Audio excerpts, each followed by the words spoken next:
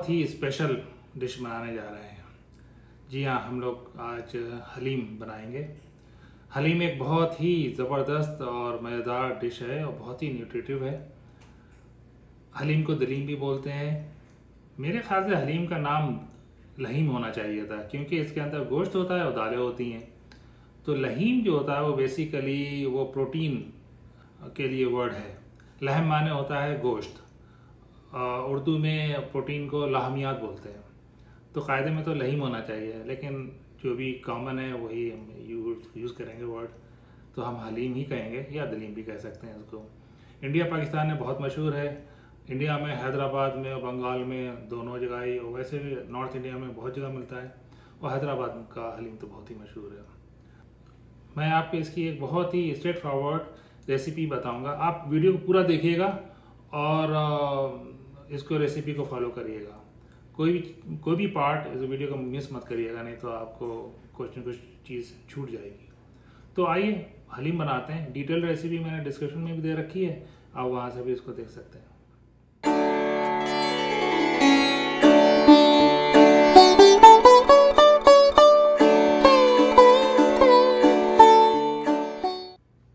तो हलीम में दो मेन चीज़ें होती हैं ख़ास, एक तो गोश्त और दूसरा दालें और ग्रेन। तो मैं दोनों को अलग अलग करके आपको बताऊंगा ताकि बिल्कुल भी कंफ्यूजन ना रहे। तो सबसे इम्पोर्टेंट होता है वीट या गंदम या गेहूं। ये जो है थोड़ा सा स्पेशलाइज गंदम है। इसको गेहूं को ओवरनाइट सोक करते हैं और फिर उसके बाद जो है उसको सुखाकर फिर उसको उसकी जो भूसी होती है उसको निकाल देते हैं। तो इस तरह का ये बनता है। ये आपको ये सब करने की ज़रूरत नहीं है। ये इंडियन स्टोर पे बड़े आराम से आपको हलीम वाला गंदम या हलीम वाला वीट आपको करके पैकेट मिल जाएगा। बिल्कुल करा कराया सब कुछ ये है मेरे पास। तो ये आप ले लीजिएगा। ये मैंने 100 ग्राम लिया है और मैंने राइस लिया है 4 टेबल स्पून। 4 टेबल स्पून का मतलब होता है 60 ग्राम। 60 ग्राम मैंने चावल लिया है। आप चावल की जगह पर जौ भी डाल सकते हैं, लेकिन जौ आमतौर पर अवेलेबल नहीं होता सब जगह। मेरे पास भी इस वक्त नहीं है। मेरे पास जौ का आटा ज़रूर है लेकिन जौ नहीं है, तो इसलिए मैं राइस ही डाल रहा हूँ। हैदराबादी हलीम में जौ ही डालते हैं, और जो बंगाल की तरफ बनता है उसके अंदर चावल डालते हैं, और जो पाकिस्तान में बनता है उसके अंदर भी चावल भी डालते हैं, जौ भी डालते हैं। तो ये दोनों चीज़ें ये डिपेंड करता है आप किस एरिए से हैं और कहाँ की रेसिपी आप फॉलो कर रहे हैं। मैं इसका मेरे पास जौ नहीं है तो मैं इसके अंदर चावल डाल रहा हूँ 60 ग्राम। मूंग की दाल है धुली हुई 1 टेबल स्पून यानी 15 ग्राम। मसूर की दाल है धुली हुई बिना छिलके की 15 ग्राम ये भी। चने की दाल वही 1 टेबल स्पून यानी 15 ग्राम, वो भी मैं इसमें डाल रहा हूँ। और ये है उड़द की दाल धुली हुई बिना छिलके की, ये 2 टेबल स्पून है यानी कि 30 ग्राम। इससे इसमें एक लस पैदा होता है। ये जो मैंने कॉम्बिनेशन बताया है ये मोर लेस ये ऐसा ही होता है। इसमें थोड़े बहुत ट्विक्स हो सकते हैं डिपेंडिंग ऑन आप किस रीजन से या किस कंट्री से इसको बना रहे हैं, तो वो सब चलेगा, लेकिन जनरली ये ही ऐसा ही होता है। फिर 8-10 काजू ले लें और 8-10 बादाम ले लें। इन बादामों को मैंने छिलका निकाल दिया है। छिलका निकालना बहुत आसान है। आप बादाम लें छिलके वाले, उसको थोड़ा सा गर्म करें, 2-3 मिनट उसे बॉईल करें, उसके बाद ठंडा करके छिलका निकालें, बहुत आसानी से निकल जाता है। तो इन सारे दालों को और ग्रेन्स को अच्छे से धोकर आप इसे सोक कर दें 3 घंटे के लिए मिनिमम। बहुत ज़रूरी स्टेप है। और सोक करने के बाद फिर उसको पकाएं। तो ये काम मैंने ऑलरेडी कर लिया है आपके लिए। ये सारा सामान जो है मैंने सोक कर लिया था 3 घंटे पहले, और अब ये रेडी है। अब इसमें क्या करना है आपको, इसमें 1 चाय का चम्मच या 1.5 चाय का चम्मच नमक डाल दें। अपने टेस्ट के हिसाब से ऊपर नीचे कर सकते हैं। और इसके अंदर 1 लीटर पानी डालें और फिर इसको पकने के लिए रख दें। करीब 45 मिनट लगेंगे इसको पकने में ओपन पॉट में। और अगर आप इसे प्रेशर कुकर में बनाएंगे तो 10-15 मिनट में बन जाएगा। लेकिन प्रेशर कुकर में प्रॉब्लम ये होती है कभी कभी ये नीचे से लग जाती है, वो बड़ी ख़राब बात होती है। तो ओपन पॉट में बनाएं, कोई प्रॉब्लम नहीं है, आराम से बन जाएगी। तो बस अब इसको मैं फ्लेम पर रखूँगा ले जाकर, और इसको मैं 45 मिनट तक इसे पकाऊंगा। पहले फ्लेम को हाई रखूंगा, जब इस पे बॉयल आ जाएगा तो मैं इसे लो मीडियम कर दूंगा, 40-45 मिनट तक पकाऊंगा। और बीच बीच में इसको मैं चलाता भी रहूँगा ये देखने के लिए कहीं नीचे से लग तो नहीं रही, ये भी इंपॉर्टेंट है। अगर आपको बीच में लगे कि पानी कम हो रहा है तो आप पानी थोड़ा और भी डाल सकते हैं, कोई बहुत बड़ी बात नहीं है। इतना पानी वैसे चलता है, बाद में अगर आपको और डालना हो तो आप और भी डाल सकते हैं। At the end of it जब ये पक जाएगी तो पानी इसमें ऑलमोस्ट नील के करीब हो जाएगा। तो ठीक है, इसको मैं फ्लेम पर रखता हूँ और इसके बाद इसका जो गोश्त वाला पार्ट है कौरमे वाला, वो मैं आपको बताता हूँ। मैंने 1 किलो मटन ले लिया है, ये बकरे का गोश्त है। आप चाहें तो बीफ भी ले सकते हैं और कुछ लोग तो कभी कभी चिकन का भी बनाते हैं, लेकिन जो बेस्ट बनता है वो बीफ का या मटन का ही बनता है। ये गोश्त जो है वो बिल्कुल लीन नहीं है, इसके अंदर बोन्स भी हैं और इसमें थोड़ा फैट भी है। बिल्कुल लीन रखेंगे तो उसका मज़ा उतना नहीं रहेगा, तो आप बोन्स भी रखिएगा, थोड़ा सा फैट भी रखिएगा। और अब मैं आपको मसाले बताने जा रहा हूँ, परेशान नहीं होइएगा मसाले देखकर, बिल्कुल सीक्वेंस से बताऊँगा ताकि आप बिल्कुल भी भूलें नहीं और बहुत आसानी से आपका काम चलेगा। इस 1 किलो गोश्त के लिए मुझे चाहिए देसी घी 200 ग्राम। आप चाहें तो तेल में ही बना सकते हैं, लेकिन घी में ही बनाइए, बहुत अच्छा लगेगा। 2 एवरेज साइज प्याज ले लें और इनको फाइनली स्लाइस कर लें। इसका वजन करीब करीब 200 ग्राम के करीब होगा। मैं आपको ये सारे मसाले और इंग्रेडिएंट जो है ना वो सीक्वेंस में बता रहा हूँ, जैसे जैसे मैं इसमें डालूंगा ताकि कंफ्यूजन ना रहे। ये हैं खड़े मसाले, इसके अंदर करीब 5 बड़ी इलायचियाँ हैं, 8-10 लौंग है, शाह ज़ीरा है 1 चाय का चम्मच, 1 चाय का चम्मच रेगुलर ज़ीरा है, 7-8 जो है हरी इलायचियाँ हैं, 1 पीस है दालचीनी का सिनेमन, और 3-4 हैं तेज़ पत्ते, और 1 चाय का चम्मच है कबाब चीनी। कबाब चीनी जो है वो काली मिर्च की तरह ही होती है, लेकिन उसमें एक टेल लगी हुई होती है। दिखाता हूँ मैं आपको, अगर कैमरे में देख पाए तो। ये कबाब चीनी कहलाती है। ये देखिए इसमें छोटी सी टेल लगी हुई है। अगर आपके पास ये है तो बहुत अच्छी बात है, नहीं है तो भी कोई बात नहीं है, लेकिन डालेंगे तो उसका टेस्ट आता है अपना। 1 टेबल स्पून गार्लिक पेस्ट और 1 टेबल स्पून जिंजर पेस्ट। इसके बाद पिसे हुए मसालों में सूखा धनिया, इसको मैंने 3 टेबल स्पून लिया है। आप एक बॉल ले लें, इसमें हम पेस्ट बनाएंगे इसका, इसमें डालते जाएं। 1 टेबल स्पून लाल मिर्च का पाउडर, वो भी इसमें डाल दें। 1 चाय का चम्मच हल्दी पाउडर और 1 चाय का चम्मच ज़ीरा पाउडर। मेरे पास 1 टेबल स्पून गरम मसाला भी है, ये मैं बाद में डालूंगा, अभी नहीं डालूंगा। अब इन पाउडर मसालों को एक पेस्ट बना लें। इसमें थोड़ा सा पानी डालें,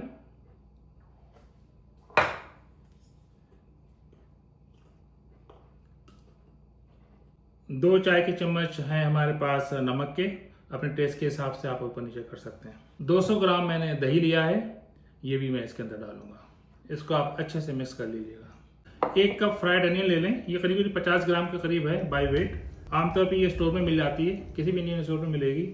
और अगर आपके पास इस तरह से अवेलेबल नहीं है तो आपको घर पे इसको फ्राई करना पड़ेगा। 2 प्याज ले लें, उनको स्लाइस करें और उनको जो है आप फ्राई कर लें। तो आइए, बस हमें ये सब चीज़ें चाहिए तो हम हलीम बनाना शुरू करते हैं। ये मैंने दाल को चूल्हे पे रख दिया था और ये धीरे धीरे पक रही है। देखिए करीब करीब 45 मिनट लगेगा इसको पकने में, और उसके बाद मैं आपको इसको दिखाऊंगा इसकी कंडीशन। अब आइए खौरमा बनाते हैं। खौरमा मैं प्रेशर कुकर में बना रहा हूँ, आप चाहें तो ओपन पॉट में भी बना सकते हैं, लेकिन आपको टाइम ज़्यादा लगेगा। तो घर में इतना टाइम तो होता नहीं है कि आप 1-2 घंटे आराम से इसको बैठ के गलाएं। तो मैंने प्रेशर कुकर ले लिया है, जल्दी बनेगा और बहुत अच्छा बनेगा। तो प्रेशर कुकर ले लें और फ्लेम को ऑन करें और इसके अंदर देसी घी डाल दें।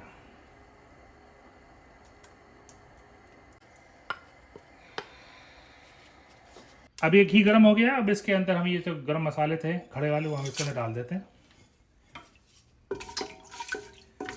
और इसको 10-15 सेकेंड तक हम इसको फ्राई करेंगे।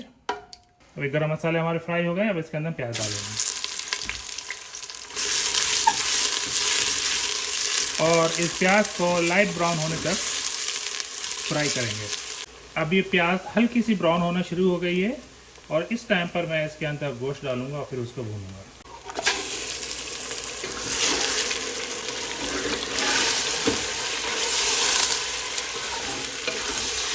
गोश्त को भूनते हुए 2-3 मिनट हो गए हैं और अब मैं इसके अंदर अदरक लहसुन का पेस्ट डालूंगा और इसे और भूनूंगा। अदरक लहसुन के पेस्ट के साथ साथ मैं इसके अंदर 1.5 चम्मच जो है नमक भी डाल रहा हूँ और इसकी भुनाई कंटिन्यू रखूँगा मैं।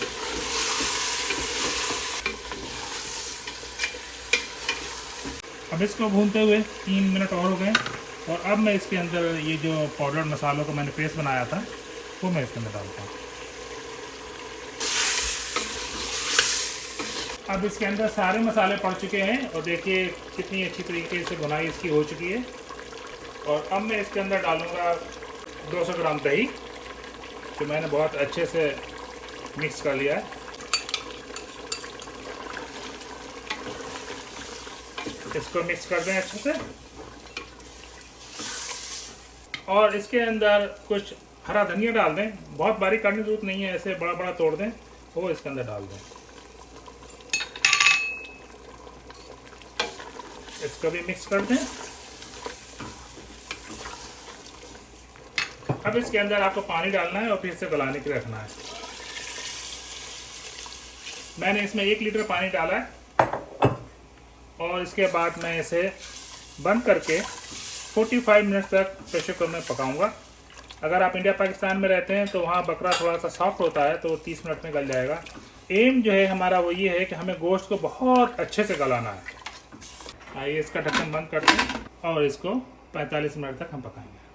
दाल और ग्रेन को पकते हुए 45 मिनट हो गए हैं तो सबसे पहले तो आप इसको बंद करें फ्लेम को और देखें ये कितना रेडी है। मैं इसको बीच बीच में चलाता रहा हूँ और देखिए ये बिल्कुल गल गई है बहुत अच्छी सी।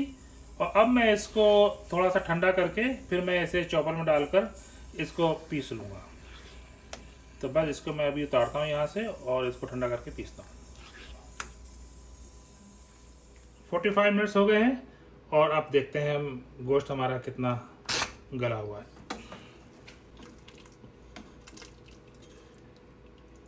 ये देखिए कितना ज़बरदस्त गोश्त जो है ये हमारा सॉफ्ट हो गया है, बिल्कुल बिल्कुल रेडी है। अब इसमें सबसे पहला काम तो आपको ये करना है कि इसके ऊपर जो ऑयल है इसका कुछ ऑयल निकाल लें जो कि हमें बाद में काम आएगा गार्निशिंग के लिए।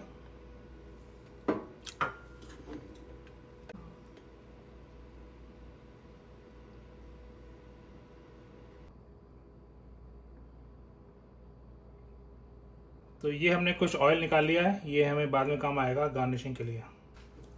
और इसकी बाकी यखनी भी जो है ना वो भी निकाल लें इसमें से।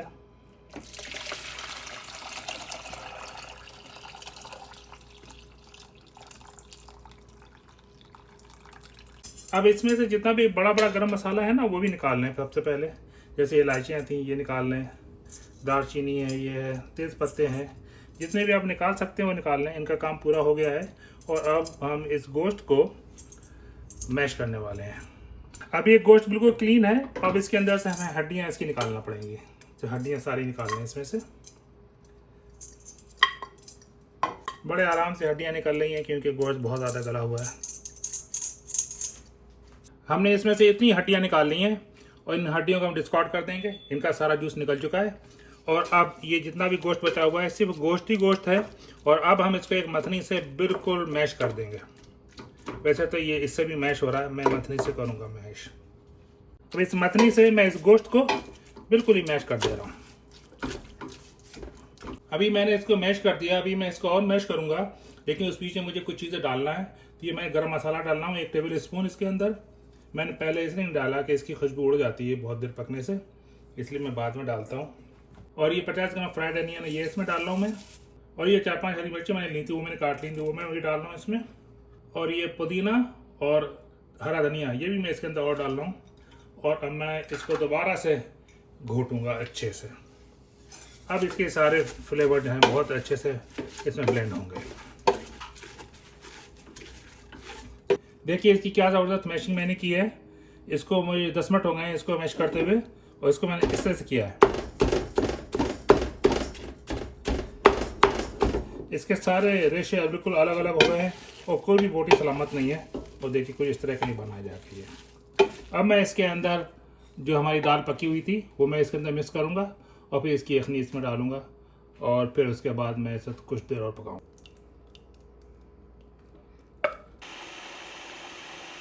अब ये दाल मैंने जो पीस ली थी ग्राइंडर में अब इसको मैं इसमें ऐड कर रहा हूँ।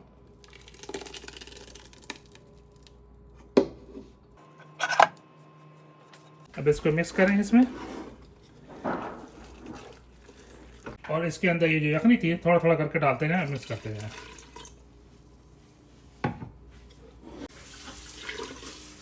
इसको इस स्टेज पर भी घोटना बहुत ज़रूरी है, आपको 10-15 मिनट और लगेंगे। और इसको स्लो फ्लेम पर स्टार्ट कर दें और कम से कम 15-20 मिनट तक और पकाएं और घोटते भी रहें इसको। ये बिल्कुल कैलकुलेटेड पानी है इसके अंदर। अगर आपको लगेगा पानी कम है तो आप इसके अंदर गर्म पानी करके डाल सकते हैं। अब मैं इसकी फ्लेम ऑन कर देता हूँ और स्लो फ्लेम पर इसको 15-20 मिनट तक और पकाता हूँ और इसे घोटता भी रहता हूँ। इसको पकते हुए 15 मिनट हो गए और इसको मैं इस बीच में घोटता भी रहा हूँ।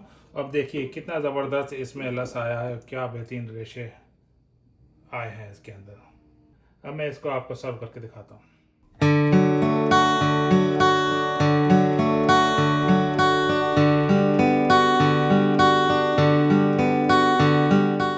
शानदार हलीम तैयार है। अब इसके ऊपर आप जो है ये जो आपने ऑयल निकाला था वो इसके ऊपर डाल दें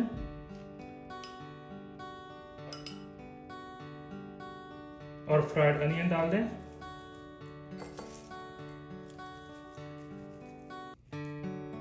कुछ थोड़ा सा हरा धनिया और कुछ पुदीना। शानदार हलीम तैयार है। मैंने प्रोसेस को काफ़ी हद तक सिंपल ही रखा है। आप जरूर ट्राई करिएगा घर पर और मुझे बताइएगा कैसा बना। तो बस हलीम तैयार है, एंजॉय करें और मेरे चैनल को ज़रूर सब्सक्राइब करें और कमेंट करें और शेयर करें और लाइक भी करें। मिलते हैं नेक्स्ट रेसिपी पे।